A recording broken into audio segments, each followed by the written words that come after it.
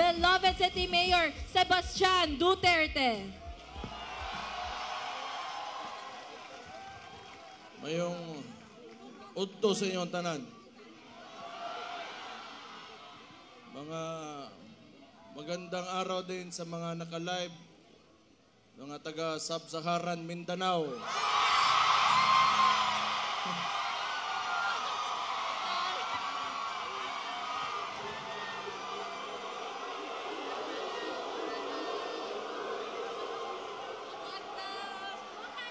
Diba mo, bago ko sagulo na nako Tagalog ug Bisaya aron gatong mga makadungog makasabot po itong mga uban natong naminaw diha nas gawas. Unang-unas tanan magpasalamat ko sa inyong ginapakita ang suporta sa akong amahan.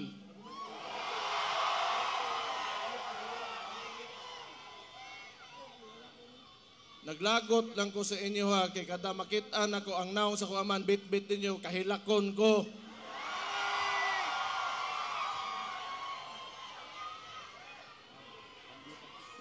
Mugara pod mo.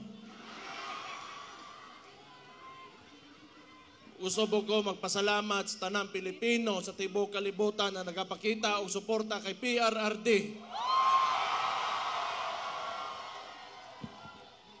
Kabaw mo tinuod lang sukad nga giaresto ako amahan illegally. Wag gyud ko kasabot sa akong gibati. It has been a roller coaster of emotions for me sa tinuod lang. But every time makita na ko suporta ninyo, makusgan yung ko. Salamat kayo.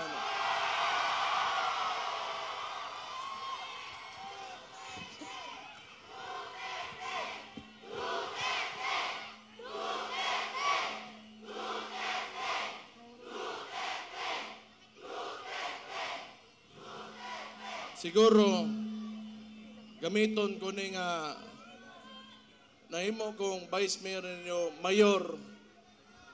Morning sa termino nako karon, morning last na nako nga araw ng Davao nga sa termino nako karon. Wa ko makibaw unsa bagay kinaog kaugmaan o yung future ng sistema ng politika dito sa Pilipinas. Kaya it seems to me the stories that I've heard about martial law and oppression is synonymous with the Marcos family name.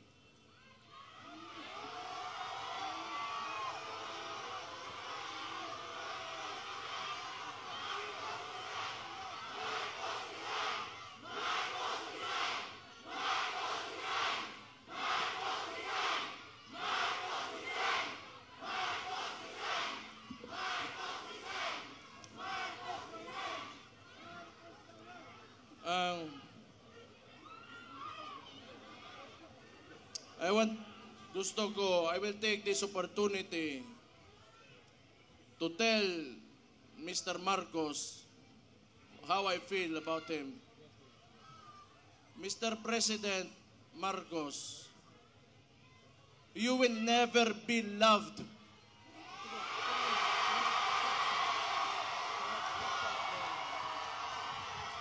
Especially to us who are calling out Rudy Duterte's name, you will never be loved, Mr. Marcos.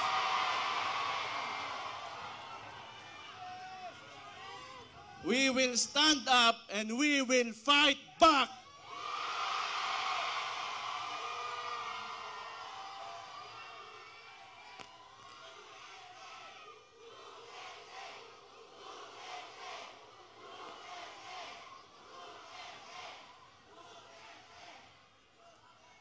Kita mga taga Davao, ingon ani na siya. Labi nanto mga dugay dire o niya kanang nituo sa plataporma o politika sa kuamahan. Nga ilang gikuha kaning administrasyon ni Marcos o si Bongbong Marcos mismo, binigay niya sa ICC. Murag wala lang, ing ato na lang, murag walay nahimo ang atong pinalanggang amahan diri sa Tundak Bayan Kibaw mo, di ko matingala gyud, tinuod lang. Di ko matingala. Nganong ingon ani karon? Kay because Rudy Duterte stood up for every tanang mga traditional politicians di nila gusto nga kausaban aning nasura ni. Una, along aning with Marcos o kani mga uban ring mga bagagnaw ng mga politiko, di nila gusto nga naa ng Rudy Duterte diha kay mabulilyaso ang ilang mga dola sa gobyerno.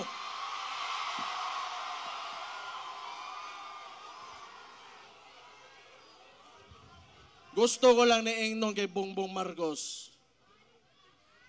Aside you not being loved by the people, all you have is the government's resources and your term. Beyond that, you are nothing.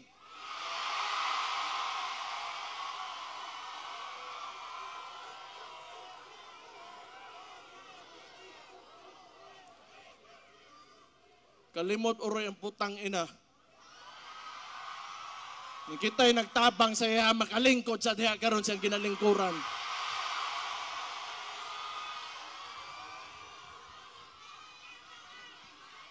And I truly pray, Mr. Marcos, that you will be able to finish your term. I pray.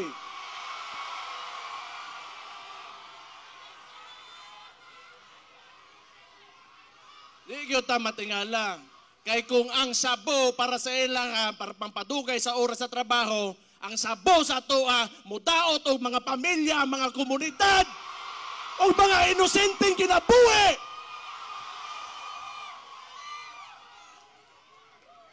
Di ko matingala nga nung ingana na sila. Sige lang.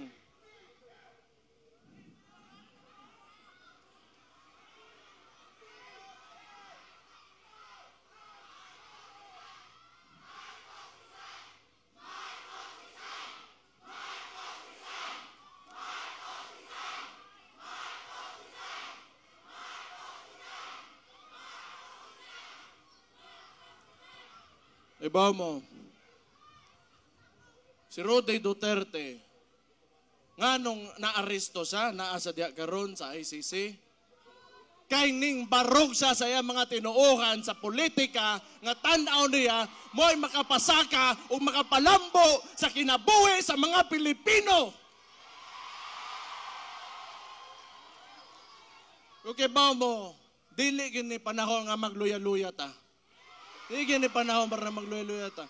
Dili nato sayangon ang sakripisyo nga gipakita ni Rudy Duterte.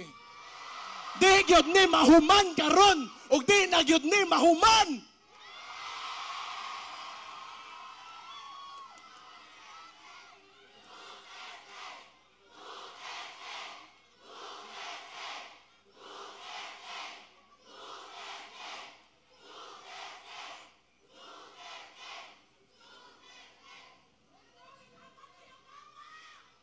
Sige lang. Basta kita, labi ng tong mga contemporaries na ko, some older and a little bit older than me, a little bit younger than me, kita gipadako ta ng mga dabawenyo. Dabawenyo, mapursigihon. Ang dabawenyo, isog. Ang dabawenyo gusto kaayuhan. Ang dabawenyo gusto ka matuoran. Ang dabawenyo garboso. Mabuhay mong tanan.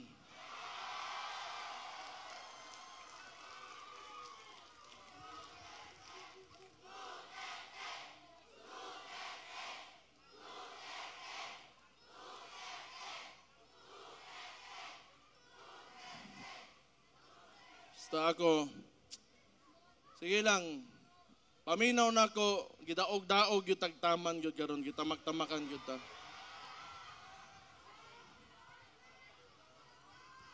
Kaya wala lagi mo wala na gyud ko po dire, wala na. Di kung dili tungod sa inyo ha, mo nang pasalamat na lang gyud ko.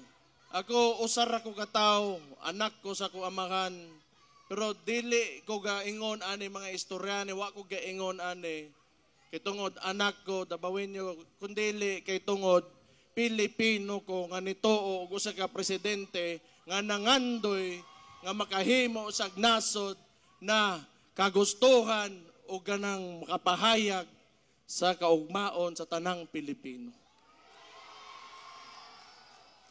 Dili ni tungod kay atuwa, dili ni.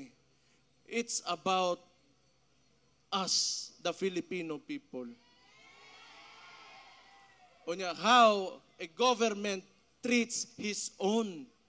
Iyang gipapreso. Dili na lang ko mo mention kay personal, pero ingno na lang po nako, dari usbo nako. Last year, January, giingnan ta ka Marcos, wag yung kay utang kabubuton. Ang imong amahan, gipalubong sa akong amahan, pero akong amahan, gipapreso nimo, putang ina ka.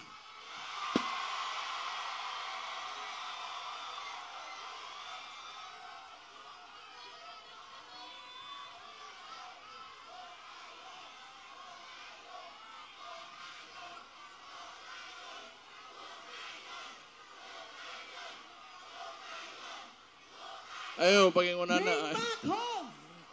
Ayaw hukayon. Dili ta ana. Way labot ang patay ang istoryaan eh. Way labot ang patay. Naana na diha. Pasagdi na ninyo. Noon, wala man si akong amahan dire, inyong tatay Digong, wala man dire sa Pilipinas. Pero kay baw ko, nagpabilin iyahang inspirasyon o ang iyahang spirit within every Filipino nga na-touch niya sa iyahang termino. Basta ako, ang tambag lang ako ninyo, mga Dabawenyo, kamo mga ubang Pilipino na nakikinig ngayon, do not ever allow your government to treat you how they treated my father.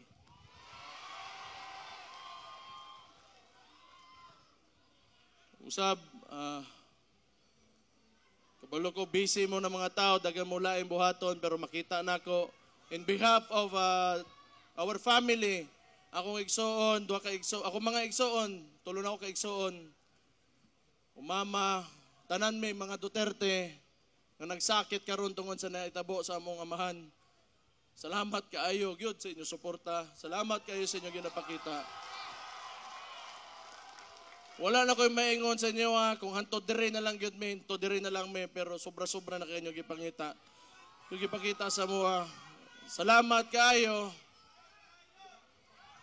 Pero samtang niya pata dire, di gyud ta maundang o di gyud ta mapili, basta nagkahiusa lang ta mga Dabawenyo. Mabuhay ang Davao City!